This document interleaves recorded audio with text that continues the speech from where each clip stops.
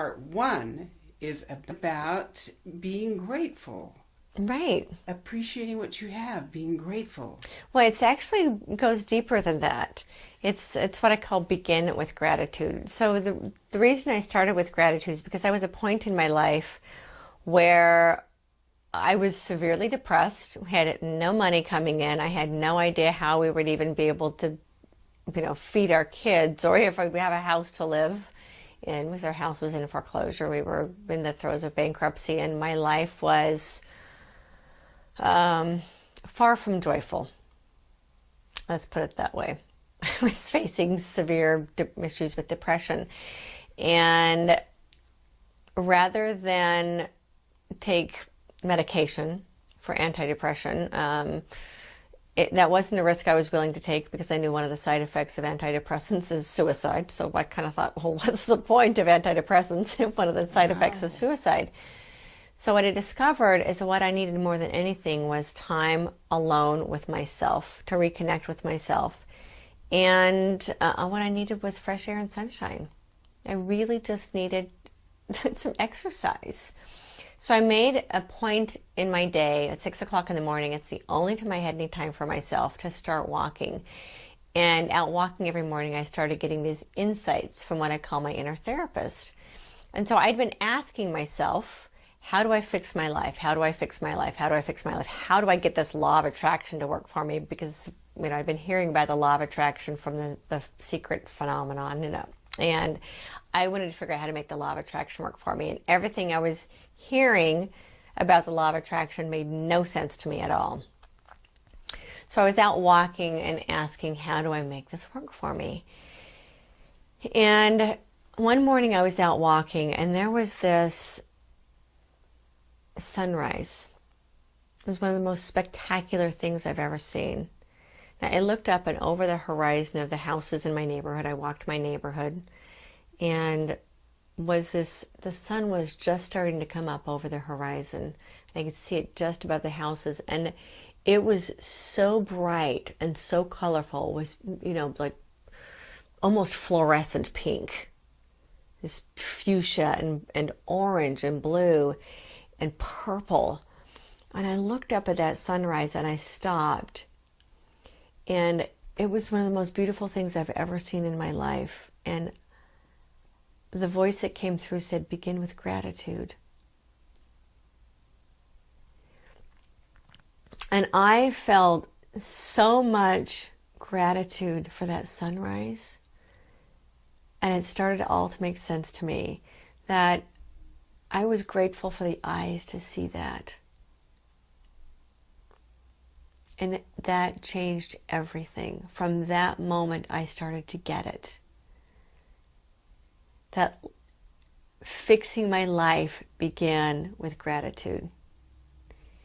And as I walked, it was amazing. I'm looking at the sunrise, and I could feel gratitude literally engulf me, like a visceral experience, where I felt so grateful to have the eyes to see that sunrise, and that filled me up to the point where I was crying. And like literally gratitude was pouring out my eyes for being able to see the sunrise. And I started walking, and I felt grateful to hear the birds that were singing in the morning, because they were grateful for a new day. And that I had strong legs to carry me on my morning walk. And that I had this nose that could smell the roses, and I would stop and just indulge in the smell of roses. And it just made so much sense to me. That's how you begin to fix it. It's gratitude. And as I walked, I started understanding that I had been living my life through the eyes of complaining about everything that was wrong with my life. And I was not looking at my life through the eyes of what I had to be grateful for. And in that one moment, I started to get it, that I was grateful to have a house over my head Even though I might not, a couple of weeks from then, I had a house over my head. I had 2 beautiful children who loved me no matter what. I had a husband. I had 2 cars, one that was getting repossessed. I had 2 cars. I had 1 car that was paid for, so that even if everything else fell apart, at least we'd have a place to sleep. Right. Just 1 car was paid for. And from that, I started to see that gratitude started opening a door for me. It started opening the door of hope, that maybe there was something. And that's what gratitude does. It opens, what I call it, opens a gateway to receive more of what it is you desire. And complaining shuts the gateway. And from that moment forward, I started to understand just how powerful gratitude is. And what's really interesting, the other people that I've talked to, clients that I've had, and other friends of mine in my spiritual communities and my support systems, that gratitude, if you can't find a place to be grateful, begin with appreciating the beauty of nature.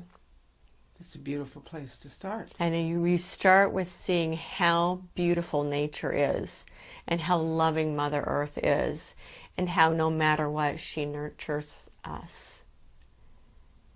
And although our life might not feel beautiful, nature is beautiful. And it gives us a place to start. And so I know what it's like to be in the depths of the worst despair and try to find gratitude in that is nearly impossible. I kept asking, what do I have to be grateful for? What do I have to be grateful for? I have nothing to be grateful for in my life. Until that morning and that sunrise.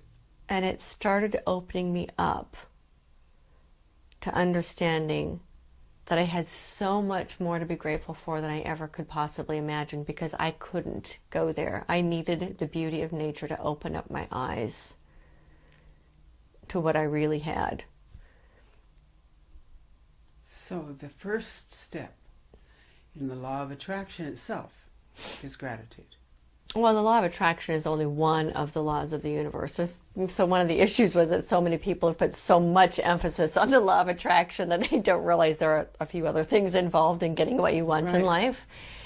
For me, that's what my focus was, because I was so desperate for money that I wanted to know how to make the law of attraction work for me, because I needed to figure out how to get money. And so in my questioning of how do I make the law of attraction work for me, the answer that came through was begin with gratitude. And once you start to see how prosperous you actually are, what there is to be grateful for in your life, then it opens up, it's literally like opens up a window to the universe and allows the universe to start giving to you. And as long as you're in the space of complaining and only seeing what's wrong with your life, you shut the door. And it's really a matter of focus. Whatever you focus on, you just get more of what it is you focus on. There's no magic. It's not, you can call it the law of attraction or whatever, but it just makes common sense that if all you're focusing on is everything that's wrong with your life, that's all you're going to see. Well, of course, it's like putting on the glasses you choose to wear. If you want to look through that lens, yeah, that's what you're going to see. So we call it the law of the universe, law of attraction, the whatever, or magical names for it. When you really think about logical sense, right, what you focus on is all that you're going to see. So if all you're focusing on is everything that's wrong with your life, even if there's great stuff coming into your life, you won't see it, because you're so laser focused on what's wrong with your life. And so when you start opening the window to gratitude, and you start it's like laser focus here on everything that's wrong, and then gratitude gives you a peripheral vision. Oh, look at that. There are some things to be grateful for. You start seeing a bigger scope of what's possible. There's no magic to it. It's just looking at a painting that has the full spectrum of all the color scale. Yeah. And focusing only on the orange. Correct. So when you start seeing your the rose-colored glasses or whatever you want to call them, as soon as you take off the bifocals and the microscope and start looking at life, right, the bigger picture, you'll start to find things to be grateful for. And as you start finding things to be grateful for, you start finding more things to be grateful for and more things to be grateful for. That's very true. And in that process, you start to discover just how abundant you really are. And from that space of gratitude, you become more open to receiving more of what it is you want. As long as you keep yourself in this little microcosm focus, anything that you want can't fit in there. It can't even get to you because your focus is so microscopic. So, gratitude, literally, it opens up your heart, it opens up your space, it opens up your life, and allows what it is you want to start flowing. That's beautiful. Yeah. That's really beautiful. And it starts, for me and for anyone who's watching, if you're thinking, how can I possibly find something to be grateful for? It's in there. And the more you look for it, the more you find it. I start with that. You can start with something that small. And when you were grateful and you really got it, what started happening to your mood, your thinking, and your being? It got turned upside down, or technically right side up. I started coming out of that well of depression. Gratitude is so powerful that it can pull you out of depression. Gratitude's one of those love-based energies that I talk about. How that's what Transcending Fear is all about, is rising above all these fear-based emotions into these love-based emotions. And gratitude is the very, it's one of the core love-based emotions. And love is so powerful that fear doesn't stand a chance in its presence. And gratitude is so powerful that it can pull you up out of that depression. That is really a good thing. Yeah. A good thing for people to know. Because everybody, sooner or later, needs that. They hit bottom, life is difficult, and they need to know a way out that they can do themselves that really works, and that really does work. It really does work. And, when you're at a point where you can't seem to find a single thing to be grateful for, beauty. And nature certainly has that. And nature can give you that. Yes. Even if it's looking at beautiful pictures. Right. Something that stimulates your senses. Right. We have all of these senses for a reason. Yes, we do. Not to deny them, as you and I were taught growing up. Human beings have all of these beautiful senses, and when we start to realize to be grateful for touch and smell and sight and sound and hearing, start with that, the very most basic things that we experience as newborn babies. Start with that. And then build on top of that. And as you start building on top of that, there's more and more and more and more and more to be grateful for. And your spirit has no choice to be uplifted. And that is beautiful. Yeah. And it works. And it works. And you can do it like magic. You can do it without the pharmacy. You can do it without the side effects. You can do it without making yourself sick or distracted from your life till you can't function. And you can do it without anybody helping you. You can do it all by yourself. All day long, anytime, anywhere. You don't need any special tools. So when your mind starts wandering into worry, you just pull it back. When I talk about changing your life, it's about being consciously aware of our thoughts. That's really the core of all of it, is being consciously aware of your thoughts. So when your thoughts start wandering into I don't have enough, or fear, worry, doubt, shame, blame, any of that, be consciously aware of your thoughts and bring them back into gratitude. So when you start thinking about something negative, stop and look at it as a challenge to overcome and get positive about it and pull it back into place. Or change your perspective on it. So here's a perfect example.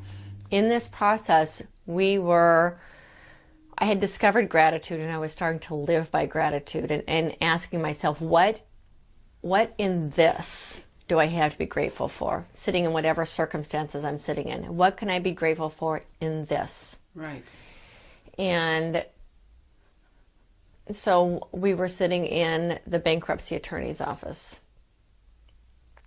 And I'm sitting there and we're signing bankruptcy papers. And for me, bankruptcy was the epitome of a loser. Like, I had always believed that anyone who filed for bankruptcy was a total, absolute loser. Like, who couldn't have their life so together that they had to file bankruptcy. So that was a judgment that I had on myself, that only the biggest losers file bankruptcy. And so I'm sitting in the bankruptcy office. Now, we were over $1 million in debt because of these two failed businesses. And there was no way, we did the math, and there was no way we'd ever be able to pay that money back. It would take 2 lifetimes of both of us to be able to pay that kind of money back. So we're sitting in the bankruptcy attorney's office. And I asked myself, what do I have to be grateful for in this? I mean, here I am, I'm proving to myself I am a pathetic excuse of a human being. What do I have to be grateful for in this? And my inner voice said to me, you're being given a second chance. Of course you are, because you didn't have to pay it back. You were forgiven. That's what bankruptcy is for. Yes, be grateful that you live in a country where you get a second chance. Be grateful that you get the opportunity to start all over again. Be grateful that you live in a country where your kids won't be held responsible for your financial mistakes, because in some countries that's not the case. In that, I was able to be grateful for bankruptcy. It gave me a fresh start at life. And so I came to the conclusion that if I could be grateful for something as extremely painful as bankruptcy, I could find gratitude in everything. That's true. So that's how I started living my life. What can I be grateful for in this? And I started looking at all of my life experiences and starting to extract, what can I be grateful for in that? And in gratitude, my entire life started to shift. My entire perspective of my story started to shift, because I could suddenly see my entire life begin to unravel through the eyes of gratitude. And what happened after the bankruptcy? Were you more peaceful? Were you able to bring more joy into your immediate circumstances? Oh, yeah, because it lifted a huge burden off of us. You know, the financial burden on my marriage was really stressful. And I mean, my husband and I had always said that no matter what happens, we have each other. And even in all of that, we would say, well, we have us. If we lose our house and we lose everything, we have us. If we're living in the car with the kids, we have us, no matter what. And but the financial situation was real hard on our marriage. We had a bunch of money. A year earlier, we were completely debt-free. We had a 6-figure income, completely debt-free. About 2 years earlier. And we had money in the stock market, we had money in savings, we had equity in our home, we were traveling, and we went from having this lifestyle that most people only dream of to having absolutely nothing. And we had each other. That was all we had. And that had to be enough. We had each other. And that was enough. And what happened? You didn't lose your home, did you? No. So the bankruptcy papers were finalized. We got released from bankruptcy on my birthday the following year. It took, it takes about 9 months for bankruptcy to be released. And that was a great birthday present for me.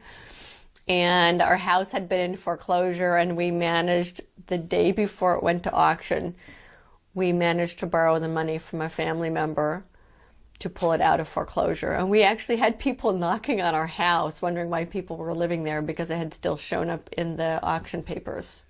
Oh. And so, yeah, we managed to save our home. Amazing. Amazing. And, the marriage it was by no means a fabulous marriage, because we were having all kinds of struggle. It started to take some of the pressure off the marriage too. Sure. And without that pressure of not of having a place to live, not having that hanging over our heads, and not having this $1 million debt hanging over our heads. I think I mentioned that we had lost all of our savings and lost everything in the stock market as well. So we were living off of credit cards, and then even those ran out. So the bankruptcy helped us get back on our feet. And in the meantime, my husband, who I think is one of the most brilliant businessmen in the world, started up another business with a business partner who recognized his brilliance, and he got another business going again, and we started pulling our lives back up again. Which is extremely challenging. That's kind of a miracle in itself, really, considering it. How many people can do that? Not very many. Not very many. Right. And it's because, I think a lot of it is because the role that I played was learning how to be grateful. And I fed that more positive energy back into the whole home environment, where before I was a miserable person to be around. So, but then when you became grateful, the atmosphere changed. The atmosphere changed, yeah. And the circumstances changed, at least to something you could cope with, where you weren't coping with it before. Right. You weren't coping with it because you were desperate. You were defeated. But when you became grateful, you said, yeah, I guess I'm not defeated. It's just a challenge. It's not as bad as I thought it was. There you go. Yeah. So I started making a list of what I called my gratitude list every day. And one of the other insights that I got was that the two words I am are the two most powerful words in the English language. They are literally the words of all creation. There you go. So I started with my gratitude list, I am grateful for. And so the difference is with stating everything in the language of I am creates a state of being. Rather than I feel is a state of feeling, I am is a state of being. So when I started writing my gratitude list, it was I am grateful for, and started being grateful rather than just feeling grateful. Right. It became who I am. It's good. Yeah, and it started to shift my life. I am such a big fan of gratitude. I can't even explain what a role it plays. It literally felt like it opened up a window for me to receive more of what I wanted. And it's a tool, literally, that anyone and everyone can use. Mm-hmm. Because surely they can find something they're grateful for. Yeah. It's in every one of us. Yeah, our mind really wants us to find gratitude. It's the reprieve that we're looking for. It's a very loving and warm and open emotion. Right. So it's turning. And it shows up. It shows up on your face. It radiates out from inside you. You know, when you're walking through life with gratitude, people can feel it. And it does attract people. If we go back to the law of attraction, when you move through life in a state of gratitude, people, money, gifts, they find it's irresistible. Because you exude a state of inner joy. And what's fascinating is that from that state of gratitude, I started receiving gifts from out of nowhere. And I started to realize that money doesn't always look like money. No, because money's just a symbol of what you would have purchased with Of what I would have purchased. I was able to bypass money entirely and get the thing I wanted because it was like one of the things I had decided was that I was tired of I'm not wearing any jewelry now because of the microphone, but I didn't have any jewelry. And I said, you know what? I am tired of looking and dressing like a man. I'm going to be a girl for the first time in my life. I'm going to embrace my girlness and I want some jewelry. No, I had no idea how I was going to get it, but I set that intention. It showed up in my mailbox. My neighbor across the street had a bunch of extra jewelry that she gave me. I didn't even ask. I went to a party down the street who had a jewelry party and I won. And I started thinking, dang, that's how the law of attraction works. It really is just ask and receive. Wow. And that what I wanted didn't have to come through what I thought I wanted was money. What I wanted was what money could get me. Of course, because money in itself has no value. Money in itself is a symbol of a value. It's yeah. exchange for a value. And when I realized that, I started living so much more abundantly.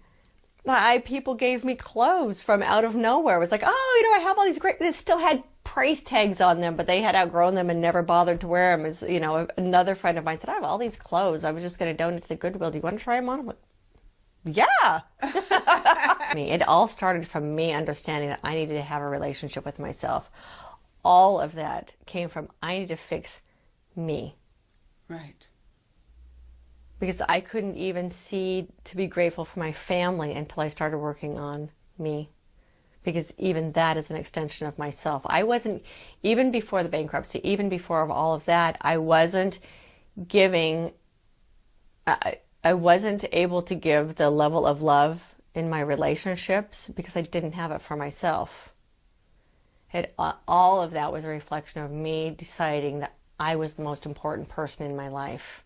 And I had to fix me first before I could fix anybody else.